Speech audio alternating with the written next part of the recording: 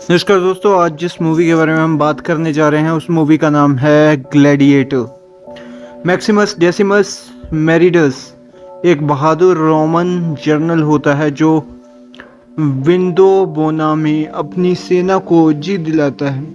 Empress Marcus Aurelius उसे बताते हैं कि उनका बेटा कॉमोडस सुल्तान बनना लायक नहीं है और वो चाहते हैं कि मैक्सिमम से ही उनके बाद रीजेंट बने और फिर से रोमन रिपब्लिक को बहाल करें।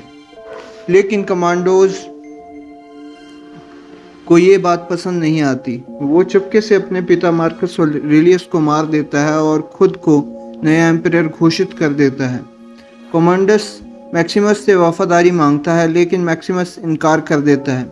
कॉमोडस के आदमी प्रेटोरियन गार्ड्स मैक्सिमस को गिरफ्तार कर लेते हैं।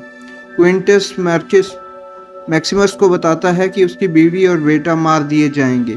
मैक्सिमस अपने कैदियों को मारकर भाग जाता है, लेकिन जब वो अपने घर तुर्क गालियम पहुंचता है तो देखता है कि उसकी बीवी और बेटे को जिंदा जला दिया गया है। गम से टूटा हुआ मैक्सिमस दफनाता है और बेहाल हो जाता है। कुछ स्लेव ट्रेडर्स उसे पकड़कर जुकबार मोर्चना कैसिरियस ले जाते हैं और एक ग्लैडिएटर ट्रेनर प्रॉक्सिमो को भेज देते हैं। प्रॉक्सिमो के अंडर मैक्सिमस ग्लैडिएटर के रूप में लड़ना शुरू कर देता है। अपनी फाइटिंग स्किल्स से वो हर फाइट जीतने लगता है और लोग उसे स्पानियार्ड के नाम से जानने लगते हैं। वहाँ उसकी दोस्ती जुबा और हेगन के साथ होती है। तभी कमांडस रोम में 150 दिन के ग्लैडिएटरल गेम्स ऑर्गेनाइज करता है ताकि जनता का प्यार जीत सके। प्रॉक्सिमो मैक्सिमस को रोम ले जाता है और बताता है कि खुद एक ग्लैडिएटर था जिसे मार्कस ऑरेलियस ने आज़ाद किया था। वो मैक्सिमस से कहता है कि क्राउड जीतो तो आज़ादी मिल सकती है। कोलोजियम में मैक्सिमस पहली बार एक कार्थिजिनियन फाइटर के रूप में लड़ता है और सबको हरा देता है। कोमोडस उसका भतीजा लूशियस एरेना में आते हैं और मैक्सिमस अपना चेहरा दिखाकर बोलता है वो बदला लेगा। जनता मैक्सिमस को मारने नहीं देती। रात को कोमोडस की बहन लूसीला, जो मैक्सिमस की पुरानी प्रेमिका भी है, उससे मिलती है। मैक्सिमस पहले उस पर भरोसा नहीं करता। कोमोडस मैक्सिमस का सामना करवाने के लिए टाइगर्स ऑफ गॉल के साथ एक डेडली मैच फिक्स करता है। टाइगर्स भी उस पर छोड़े जाते हैं लेकिन मैक्सिमस जीत जाता है। कोमोडस के कहने पर मैक्सिमस टिग्रिस को नहीं मारता। टाइगर्स नहीं टिग्रिस थे। जनता उसे मैक्सिमस द मर्सीफुल कहती है। कोमोडस और गुस्सा हो जाता है।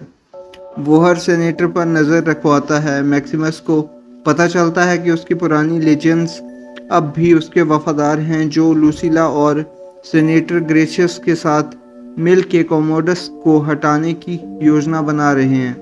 वो ऑस्ट्रिया भाग जाता है, अपनी सेना से मिलने चाहता है, लेकिन कोमोडस को शक हो जाता है। वो लूसीला और लूसियस को धमकाने लगता है। ग्लैडिएटर के बैरक्स पर हमला करवाता है। प्रॉक्सिमो और उसके लोग अपनी जान दे देते हैं ताकि मैक्सिमस भाग सके, पर मैक्सिमस पकड़ा जाता है। सिसरो उसका लॉयल ऑर्डरली मान लिया जाता है।